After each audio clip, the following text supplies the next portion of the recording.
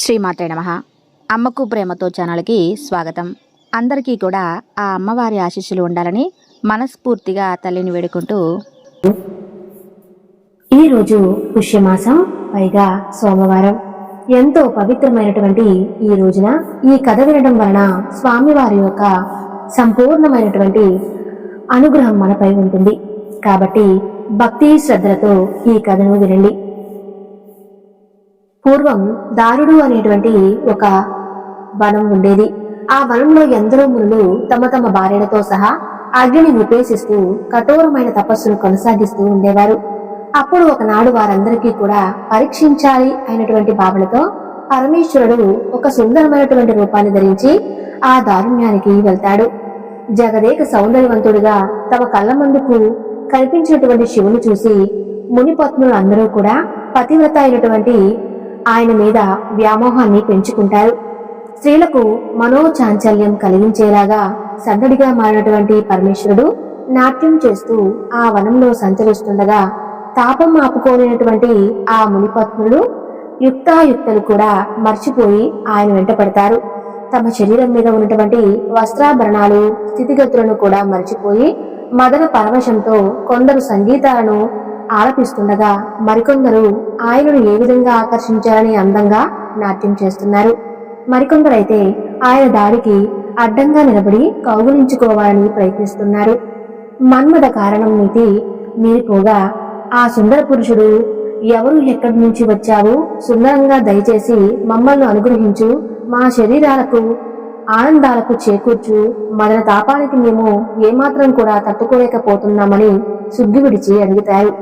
మునిపత్నులు తనను ఎంతగా రెచ్చగొట్టినా ఆ సుందర పురుషుడు మాత్రం ఏమాత్రం చలించలేదు. అలాగే ఏమీ మాట్లాడకుండా నిశ్చలంగానూ ఉన్నాడు. ఆ దృశ్యాన్ని చూసినటువంటి మునులందరూ కూడా ఆగ్రహానికి గురయ్యారు. తమ భార్యలకు మదన వికారం కలిగినటువంటి ఆ సుందర పురుషుని ఎన్నో మాటలతో దూషించారు. అలాగే ఎన్నో రకాల శాపాలను కూడా ఇచ్చారు. అయితే అవేమీ కూడా ఆయన్ని ఏమీ చేయలేకపోయాయి. ఋషుడి యొక్క పాపాలన్నీ కూడా పూర్వ పరమేశ్వరుడి మీద తప్ప సకల దేవతల మీద కూడా ప్రభావాన్ని చూపించాయి. అయితే దదీచి యొక్క శాపం వలన దక్షుడు చేసే యాగం ధ్వంసమైంది. భృగు మహర్షి శాపం వలన శ్రీహరి 10 అవతారాలు ఎత్తవలసి వచ్చింది.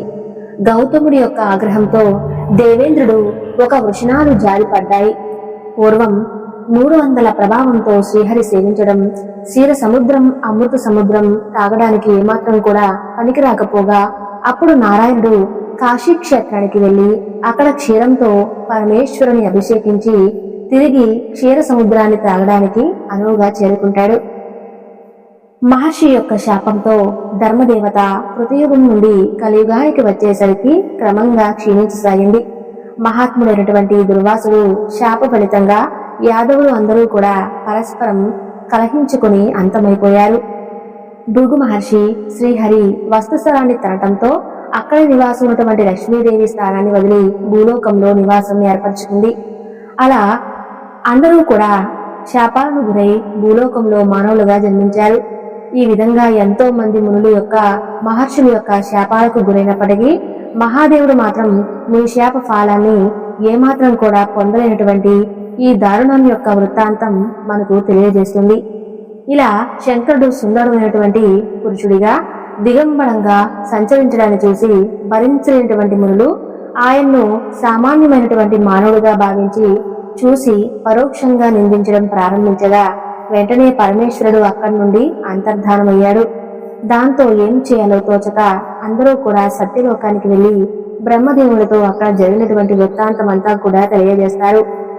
వారి మాటలన్నీ విన్నటువంటి బ్రహ్మదేవుడు ఇదంతా కూడా పరమేశ్వరుని యొక్క లీలేనని గ్రహించి మనసులోనే ఆయనకు భక్తిగా నమస్కరించాడు. మురులారా, మీరు ఎంత అవివేకులు! ఏ పరమ శ్రేయస్సును కలిగించేటువంటి పరమేశ్వరుని గుర్తించలేనటువంటి మీరు వ్యర్థంగా జన్మించారు. ఈ దారుణంలో మీకు కనిపించినటువంటి పురుషుడు సాక్షాత్తు పరమేశ్వరుడు. మిమ్మల్ని పరీక్షించాలని ఆయన స్వయంగా అక్కడికి వచ్చారు. గృహస్థుడైనటువంటి తమ ఇంటికి వచ్చినటువంటి అతడు ఎలాంటి వాడైనా సరే, ఏ రూపంలో ఉన్నా సరే అతన్ని గౌరవించాలి. అదే అతడి సేవా ధర్మం. ఆ ధర్మాన్ని మీరు విస్మరించారు. అలాగే సుదర్శుడు అనేటువంటి ఒక ముని అతిథి సత్కారాలు చేసి ఏ భంగం ఆచరించకుండా మృత్యువుని జయించాడు. ఆ విషయం చెబుతాను వినండి. పూర్వం సుదర్శనుడు అతిథి దేవుడితో సమానం. అతను ఏది కోరితే దానిని తప్పకుండా ఇచ్చేస్తాను, నా సర్వస్వమైనా సరే తప్పక సమర్పిస్తాను అని ప్రతిజ్ఞ చేశాడు. ఒకనాడు తన భార్యతో ఎవరైనా సరే పరమేశ్వరునిగా భావించి అతను కోరితే నీ దేహాన్నైనా సమర్పించాలని ఆదేశిస్తాడు. అది ఉన్నటువంటి ఆ పతివ్రత, నాదా మీరు చెప్పింది ధర్మబద్ధం కాదని నాకు అనిపిస్తుంది, మరోసారి ఆలోచించండి అని విన్నవించుకుంటుంది. అందుకు కోపం వచ్చినటువంటి సుదర్శనుడు భార్యతో, దేవి నేను చెప్పిందే శాసనం, అతిథి పరమేశ్వరుడే, ఏది అడిగితే అది ఇవ్వాల్సిందే అని గద్దించి చెబుతాడు. అలా కొన్నాళ్ళు గడిచిన తర్వాత ఒకనాడు ధర్మదేవత బ్రాహ్మణుడి రూపంలో వారింటికి అతిథిగా వస్తాడు. ఆ సమయంలో సుదర్శనుని గృహంలో లేడు. అతని భార్య ఆయనకు స్వాగత సత్కారాలు చేస్తుంది. ఆమె సేవలకు సంతోషించి అయినటువంటి దేవి నీ భర్త ఇంట్లో లేనట్లుగా ఉన్నాడు, నీతో సంయోగం చెందాలని నా మనసు కోరుకుంటుంది అని అంటాడు. భర్త ఆజ్ఞను గుర్తు తెచ్చుకున్నటువంటి ఆ పతివ్రత, స్వామి మీ ఇష్టం, ఈ శరీరాన్ని మీకు సమర్పిస్తున్నానని ముందుకు వస్తుంది. అంతలోనే సుదర్శనుడు ఇంట్లోకి వస్తాడు. లోపల అతిథిగా బ్రాహ్మణుడు కనిపిస్తాడు. ఆయనకు భక్తితో నమస్కరించగా ఆ విప్రుడు, సుదర్శన నాకు భార్యతో రాణించాలని ఉంది, ఏముంటావు అని అంటాడు. స్వామి అతడు కోరింది ఏదైనా సరే నేను కాదనను, తాము ఇష్టమని చెప్పి బయటకు వెళ్లిపోతాడు. ధర్మబుద్ధికి అది సేవా తత్పరతకు ఎంతగానో చలించిపోయినటువంటి ధర్మదేవత తన యొక్క నిజరూపాన్ని ధరించి, సుదర్శన నేను అతిథి ధర్మాన్ని పరీక్షించాలని ఇలా వచ్చాను. నీ యొక్క త్రికరణ శుద్ధి ఆచరించినటువంటి నీవు మృత్యుని సైతం జయించగలవని యొక్క గృహస్థ ధర్మం అమోఘమని అతని భార్యను ఆశీర్వదించి ధర్మదేవత వెళ్లిపోతాడు. దారుణంలోని ముల్లారా, అతిథి ధర్మం అంత గొప్పది. అలాంటి గొప్ప ధర్మాన్ని విస్మరించి అతనిని అవమానించడం వలన మీకు తపశక్తి మొత్తం కూడా నశించిపోయింది. కాబట్టి మీరు వెళ్లి ఆ శంకరుని శరణు వేడుకోండి అని ప్రబోధిస్తాడు. బ్రహ్మ మాటలు విన్నటువంటి మునులు అందరూ కూడా పశ్చాత్తాపడి మీకు నమస్కారం అని వెళ్లిపోతారు. ఓ ప్రజాపతి, భార్యలందరూ కూడా కామవికారం చెందటంతో మేము ఆవేశంగా శంకరుని పరుషంగా దూషించాము, ఎన్నో పాపాలు చేశాం, అలాగే ఆయనకు శాపాలు కూడా పెట్టాం. అయినా అవేవి కూడా శంకరుడి ముందు ఏమాత్రం కూడా ప్రభావాన్ని చూపించలేదు. మాకు ఈ జీవితాల మీద కూడా ఆశ పోయింది. కర్మఫలాన్ని త్యాగం చేసి ఆ మహేశ్వరుని దర్శించేటువంటి మార్గాన్ని తెలియజేయండి అని ప్రార్థిస్తారు మునులు. ఆ యొక్క ప్రార్థన విన్నటువంటి ప్రజాపతి వారితో, ముల్లారా నేను చెప్పేది శ్రద్ధగా వినండి. బ్రాహ్మణుడు ఉపనయనం అయింది. మొదలు వేదాలను, వేదాంగాలను, వేదాధర్మాన్ని ఆచార్యుడి దగ్గర సంపూర్ణంగా అభ్యసించి అయిన తర్వాత వివాహం చేసుకుని భార్య ద్వారా సంతానాన్ని కని వారందరికీ కూడా తన యొక్క ఆస్తి సమానంగా పనిచేసి అగ్నోష్టమ దిగడంతో యజ్ఞేశ్వరుడైనటువంటి ఆ పరమేశ్వరుని 1000 సంవత్సరాలు ఆరాధించాలి. ఆ తర్వాత శక్తి లేని వాడు కనీసం 1 సంవత్సరం కానీ, లేదంటే 6 మాసాలు కానీ, లేదా 12 రోజులు కానీ పాలు మాత్రమే ఆహారంగా స్వీకరించి దేవతలందరినీ కూడా పూజించాలి. ఆ తర్వాత తన కోసం ఉంచుకుంటానని మొత్తం విప్రులకు ఇచ్చేసి వైరాగ్య భావంతో గురువు వద్ద సన్యాస దీక్షను స్వీకరించాలి. ఇక సన్యాసి విధి ఎట్లా ఉంటుంది అంటే, సన్యాస దీక్ష స్వీకరించేవాడు శాకాహారంతో సహా వెంట్రుకలన్నీ కూడా తీయించుకుని బోడిగుండుతో ఉండాలి. జంధ్యాన్ని విడిచిపెట్టి భూస్వాగా ఎటువంటి పంచసూక్తలతో ఓంకారంగా ఉండి పుణ్యక్షేత్రాల్లో సంచారం చేయాలి. ఇలా జీవించేటువంటి అతి మరణం సమీపించకపోతే మహాప్రస్థానాన్ని ఆశ్రయించాలి. అనగా ఉపవాస దీక్షతో ఉత్తర దిశగా ప్రయాణించాలి. అలా ప్రయాణిస్తుంటే కొన్నాళ్లకు అన్యాయంగా మరణం సంభవిస్తుంది. తద్వారా శివ సాహిత్యం కూడా కలుగుతుంది. శివభక్తులు మాత్రం ఉపవాస దీక్ష, మహాప్రస్థానం లాంటివి ఆచరించకపోయినా ఈ శరీరం విడిచి పెట్టగానే తప్పకుండా మోక్షాన్ని పొందుతారు. నిజమైనటువంటి శివభక్తులకు సన్యాసం, వ్రతాలు, యజ్ఞాలు, దానాలు, వేదశాస్త్ర పఠనాలు ఇవేమీ కూడా అవసరం లేదు. పూర్వం పరమేశ్వరుని ఆరాధించి మృత్యువుని జయించాడు అని బ్రహ్మదేవుడు మునులకు ప్రబోధిస్తూ వారందరూ కూడా ఎంతో ఆసక్తిగా, పితామహ అసలు ఈ శ్వేత ఎవరు, అతని యొక్క వృత్తాంతం ఏమిటి, దయచేసి చెప్పండి అని ప్రార్థించగా అప్పుడు బ్రహ్మ వారికి ఆ యొక్క వృత్తాంతం గురించి చెప్పడం ప్రారంభిస్తాడు. పూర్వం ఒక మహాముని ఉండేవాడు. ఆయన అల్పాయుష్కుడు. ఆ విషయం తెలుసుకుని తనకు చిరంజీవి తత్వం కలగాలని భావించి కుండ గుహలో నివసిస్తూ అక్కడే ఒక శివలింగాన్ని ప్రతిష్ఠించుకుంటాడు. రుద్రాయణంతో ప్రతినిత్యం కూడా ఆ లింగానికి పూజలు, అభిషేకాలు చేస్తూ పరమేశ్వరుని భక్తితో ఆరాధించడం మొదలుపెట్టాడు. అలా కొన్నాళ్ళు గడిచిన తర్వాత స్నేహితుడికి ఆయుష్ తీరిపోగా యమధర్మరాజు అక్కడికి వచ్చాడు. అది చూసి కూడా ఏమాత్రం కూడా భయపడకుండా శ్వేత మునిత్రయం మంత్రాన్ని నిష్టగా జపిస్తూ మృత్యు నన్నేమీ చేయలేదు అని ధైర్యంగా ఉన్నాడు. శ్వేతముని దగ్గరకు వచ్చినటువంటి మూడూరంగా శ్వేతముని యొక్క ఆయుర్దాయం మిగిలిపోయింది. ఇంకా మర్యాదగా లేచి, నాకిప్పుడు శివారాధనతో పని ఏమిటి? త్రిమూర్తులు కూడా నేను తీసుకెళ్లాలనుకున్నటువంటి వారిని ఎవరూ కూడా రక్షించలేరు, లేచిరా అని గట్టిగా పిలుస్తాడు. ఏమో, ఆ మాటలు వినగానే వేతనానికి మనసులో భయం కలుగుతుంది. దుఃఖంతో శంకర శంకర అనుకుంటూ నన్ను రక్షించు అని ప్రార్థించి కొంత ధైర్యం తెచ్చుకుంటాడు. అలా వెంటనే, ఏమిటో ధర్మరాజా, నన్ను తీసుకుని వెళ్లటం వలన మీకేం ప్రయోజనం? మహాదేవుడు లింగాన్నే నేను నిత్యము పూజిస్తూ ఉంటాను, ఆయన్నే నమ్ముకున్నాను, నాకేం భయం లేదు. నాలాంటి శివభక్తుడు ఆ శంకరుడే రక్షిస్తాడు. ఏ శివభక్తుడైనా సరే రమ్మని రాసినటువంటి రాత కూడా నిరుపయోగం అవుతుంది కదా అని అంటాడు. శ్వేతుడి యొక్క సమాధానం యముడికి ఆగ్రహం కలిగిస్తుంది. దీక్షణమైనటువంటి కోరలతో భయంకరమైనటువంటి సింహనాదం చేస్తూ తనకు ఎదురు సమాధానం చెప్పినటువంటి ఆ శ్వేతముని తన యొక్క పాశంతో బంధిస్తాడు. ఓయి శ్వేత, ఇదిగో నేను ఇలా బంధించి తీసుకువెళ్తున్నాను. ఇప్పుడు నీ శంకరుడు ఏం చేస్తాడు? అసలు ఆ మహాదేవుడు ఎక్కడున్నాడు? నేనెక్కడా? ఆ శంకరుడు ఎక్కడా? నేను మృత్యు దేవతను, నాకు అసలు ఎదురే లేదు. నేను ఎవరికీ కూడా భయపడను. నీవు ఇన్నాళ్ళు పూజించినట్టు శివలింగంను ఏమాత్రం కూడా రక్షించలేదు. ఇక నీవు ఈ పూజలు, అభిషేకాలు చేసి ఎలాంటి ప్రయోజనము లేదు అని దురహంకారంతో పలికి పేరుని శ్వేతను బంధించి అతని ప్రాణాలు తీయబోతూ ఉంటాడు. అందరూ త్రయంబకుడు అయిన పరమేశ్వరుడు పార్వతితో, నందితో, ప్రమాదాలతో పూజించినటువంటి ఆ శివలింగం నుండి ఆవిర్భవిస్తాడు. అలా మహాభీకరంగా ఎంతో క్రోధంతో అటువంటి పరమేశ్వరుని యొక్క ఉగ్ర రూపాన్ని చూసి గుండె ఆగిపోయినటువంటి పనవుతుంది. అప్పుడు ఒక్కసారిగా భయంతో కింద పడి మరణిస్తాడు. ఇక శ్వేతుడు తన ఇష్టదైవాన్ని ప్రత్యక్షంగా దర్శించిన ఆనందంతో శంకర, హరహర మహాదేవ, శరణు శరణు అని ప్రార్థిస్తాడు. సమవర్తి అయినటువంటి మూడు మరణించడంతో దేవతలందరూ కూడా ఎంతో ఆందోళన చెందుతారు. ధర్మం అంతా కూడా అస్తవ్యస్తమవుతుందని భావించి అందరూ కలిసి ఇతన్ని బతికించమని పరమేశ్వరుని వేడుకుంటారు. దేవతల యొక్క విన్నపాన్ని మన్నించి తన కంటి చూపుతో మరలా తిరిగి బతికిస్తాడు పరమేశ్వరుడు. తననే త్రికరణాశుద్ధిగా నమ్ముకున్నటువంటి శ్వేతముని కరుణించి ఆయనకు చిరంజీవి తత్వాన్ని అనుగ్రహిస్తాడు. కాబట్టి మునులారా, మీరందరూ కూడా త్రయంబక మంత్రాన్ని త్రికరణాశుద్ధిగా ఏకాగ్రతతో జపించి ఆనందాన్ని పొందండి అని చెప్పి బ్రహ్మదేవుడు వారిని సముదాయిస్తాడు. అందరూ కూడా బ్రహ్మను ఎంతో ఆనందిస్తారు. తిరిగి ఆయనతో, విధాత, మా మీద ఎంతో దయతో మా యొక్క వివేకాన్ని పోగొట్టావు. మాకు సందేహం ఉంది. పరమేశ్వరుడి మీద భక్తి దేని వల్ల కలుగుతుంది? యజ్ఞం, తపస్సు, వ్రతం, వీటిలో దేని ద్వారా శివభక్తి మాలో పెంపొందుతుంది అని ప్రశ్నిస్తారు. అప్పుడు బ్రహ్మదేవుడు, మహేశ్వర, మీకు దానము, తపస్సు, స్వాధ్యాయం, యజ్ఞ యాగాలు, ప్రాణయాగాది యోగాలు వీటిని ఆచరించడం వలన భక్తి కలగదు. ఇక చరాచర ప్రపంచానికి మూలకారుడైనటువంటి పరమేశ్వరుడి మీద ఏకాగ్రహ భక్తి అనేది కేవలం శివానుగ్రహంతోనే లభిస్తుంది. కాబట్టి మీరందరూ కూడా శివానుగ్రహం కోసం ప్రయత్నించండి అని చెబుతాడు.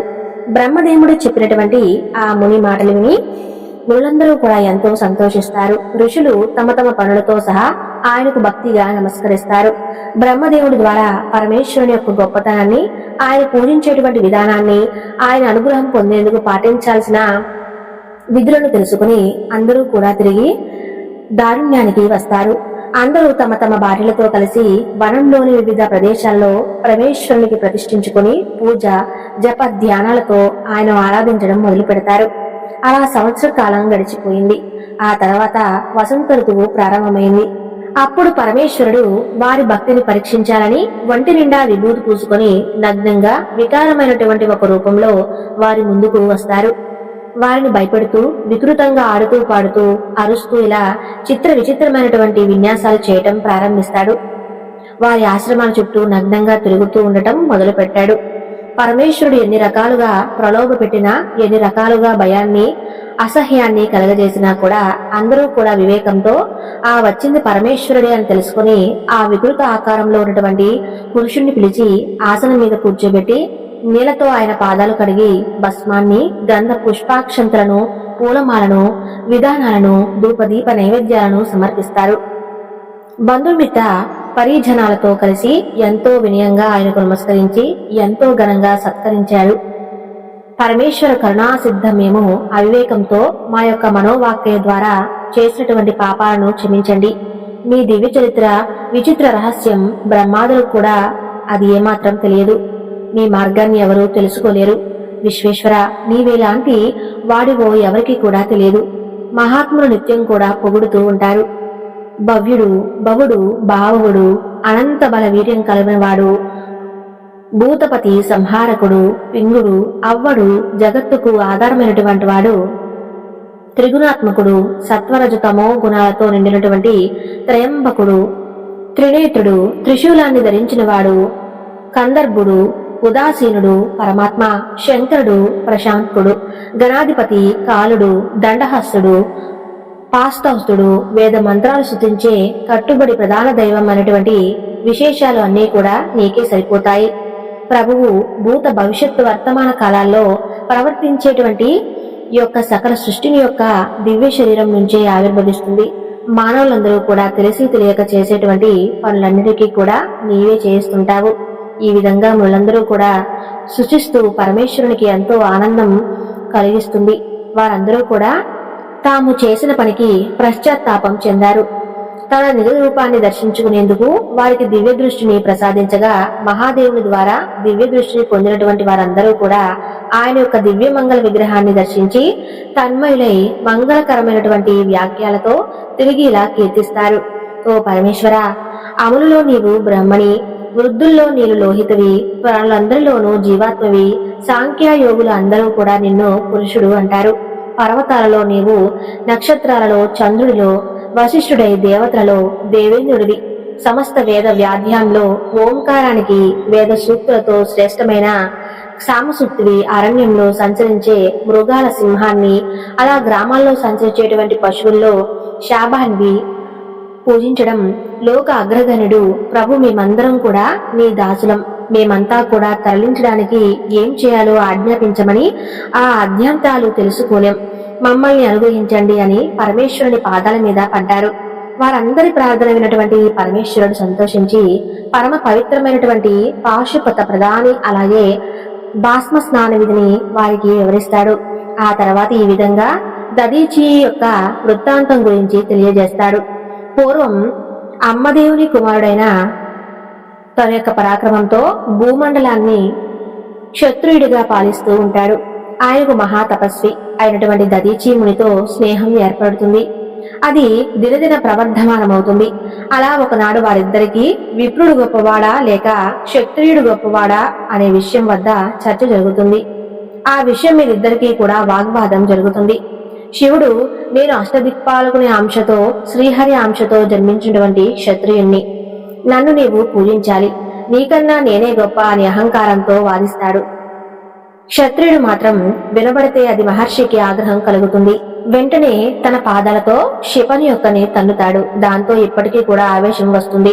పూర్వం దేవేంద్ర సాధించినట్టు వజ్రాయుధాన్ని తీసుకుని వచ్చి దానితో క్షిపణి గట్టిగా కొడతాడు. దాని దెబ్బకు తాళలేక దదీచి కింద పడిపోయి శుక్రాచార్యుని స్మరిస్తాడు. అలా 2 భాగాలుగా ఖండించబడి మరణించిన చనిపోయే ముందు ఆయన చేసినటువంటి ప్రార్థన విని శంకరాచార్యులు రహస్యంగా అక్కడికి వచ్చి 2గా చీలినటువంటి ఆయన శరీర భాగాలను ఒకటిగా కలిపి తన యొక్క మృత్యు సంజీవిని విద్యతో పునర్జీవింపచేశాడు. ప్రాణాలు తిరిగి వచ్చి పైకి లేచినట్లు దదీచితో మహర్షి దేవదేవుడైన పరమేశ్వరుని ఆరాధించి ఎవరి చేత కూడా విధించకుండా మృత్యువును జయించు. ఈశ్వరోపాసన వలన అది నీకు సాధ్యమవుతుంది. మహేశ్వరుడు నాకు ఈ మృత్యు సంజీవిని విద్య ఉపదేశించడం వల్లనే నేను నిన్ను బ్రతికించగలిగాను. నేను కూడా మృత్యువును జయించాను. శివభక్తులైనటువంటి వారికి ఎప్పటికీ కూడా మృత్యు భయం ఉండదు. నీకు మృత్యు సంజీవిని అయిన తర్వాత త్రయంబక మంత్రాన్ని ఉపదేశిస్తాడు. ఇప్పుడు కూడా దదీచి మహర్షి వలన అవమానించబడి ఎంతో ఏకాగ్రతతో నారాయణుడి గురించి తపస్సు చేశాడు. ఎన్నో సంవత్సరాలు గడిచిపోతాయి. అలా ఒకనాడు శంకర చక్ర గదాధరుడై సర్వలోకంకార సంక్షోభంగా శ్రీహరి అతనికి దర్శనమిస్తాడు. వెంటనే ఆయన పాదాల మీద పడి, నారాయణ పరంధామ, నీవు ప్రకృతితో కలిసినటువంటి పురుషుడివి. మహాతత్వం, అహంకారం, పంచతనాత్రాలు, జ్ఞాన కరేంద్రులు అంతా కూడా నీవే. నన్ను రక్షించు అని ప్రార్థిస్తాడు శ్రీహరి. శ్రీహరి కృప, నీకేం కావాలో కోరుకో అని అనగా, ప్రభు దదేచి అయినటువంటి విప్రుడు తమ్ముడు పూర్వం నాకు మిత్రుడుగా ఉండేవాడు. నాకు అతనికి ఒకనాడు చిన్న వాగ్వాదం జరిగింది.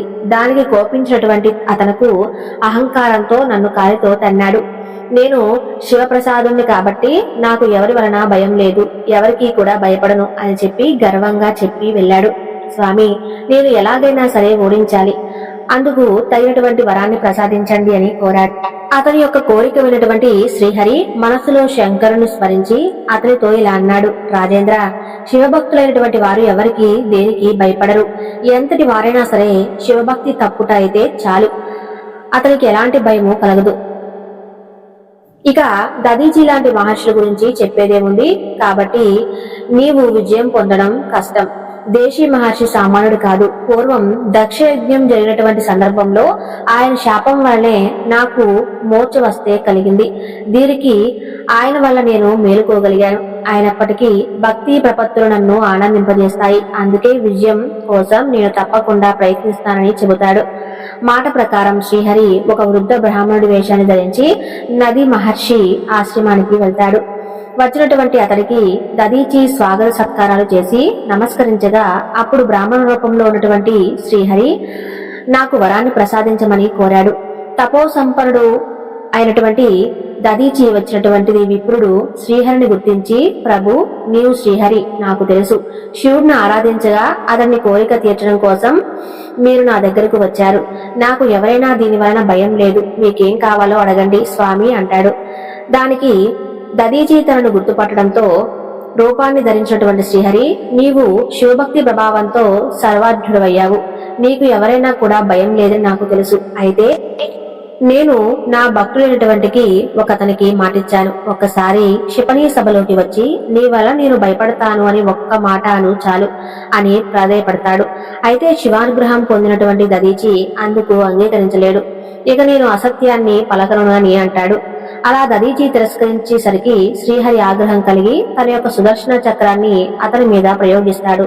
మహావేగంతో వచ్చినటువంటి సుదర్శన చక్రం దదీచి మహర్షి యొక్క శరీరాన్ని తాకి వజ్ర శరీరుడు కావటంతో అతను ఏమాత్రం కూడా గాయపరచలేకపోతుంది.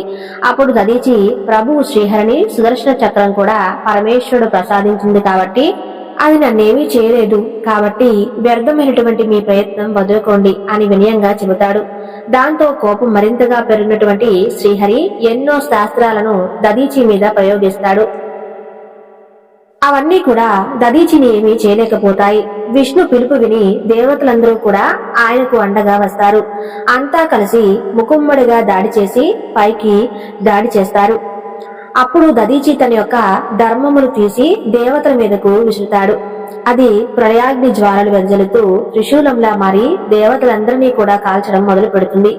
ఆ విధంగా నారాయణుడు, దేవేంద్రాదులు ప్రయోగించిన అస్త్రాలన్నీ కూడా విఫలం కావటంతో అంతా కూడా ఆ యొక్క త్రిశూలాన్ని శరణు వేడి తలో దిక్కుకు పారిపోతారు. అది చూసినటువంటి శ్రీహరి ఆగ్రహంతో తన యొక్క శరీరం నుండి లక్షలాది నారాయణ ఘనాలను సృష్టించి దదీచి మీదకు పంపిస్తాడు.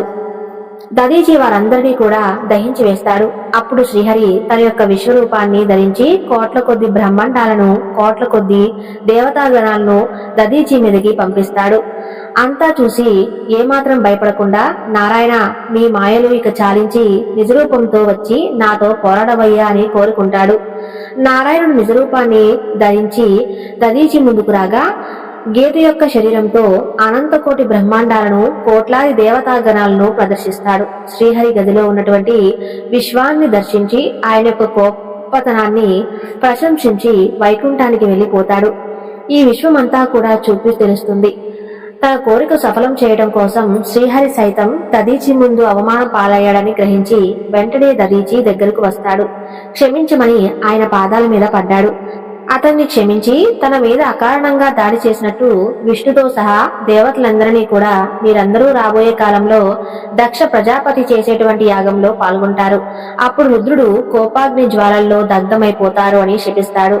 తిరిగి చూపుతో రాజేంద్ర ఎప్పటికైనా సరే యోగ్యమైనటువంటి దేవ మానవ పూజలు ఏ విషయం గ్రహించు అని హితబోధ చేయగా ఇప్పుడు అందుకు అంగీకరించి ఆయనకు నమస్కరించి తిరిగి తన రాజ్యానికి వెళ్లిపోతాడు. ఈ దదీచి సుఖ సంవాద విష్ణుమూర్తికి పరాభవం జరిగిన ప్రదేశం, దేవతలకు దాడి చేసిన మెచ్చినటువంటి ప్రాంతం స్థానేశ్వరం. అక్కడే పరమేశ్వరుడు స్థానేశ్వర లింగంగా వెలిశాడు. ఆ శివలింగాన్ని దర్శించి పూజించిన వారు శివలోకాన్ని చేరుకుంటారు. అలాగే క్షిపణి యొక్క వృత్తాంతం విన్నవారికి కూడా శివ సాయుధ్యం కలుగుతుంది. అపమృత్యు బాధల నుండి విముక్తులై శరీర పతనం చెందిన తరువాత కైలాసాన్ని చేరుకుంటారు. చూశారు కదండి. ఈ వీడియో నచ్చితే తప్పకుండా లైక్ చేసి మన ఛానల్ని సబ్స్క్రైబ్ చేసుకోండి. ఓం నమః శివాయ.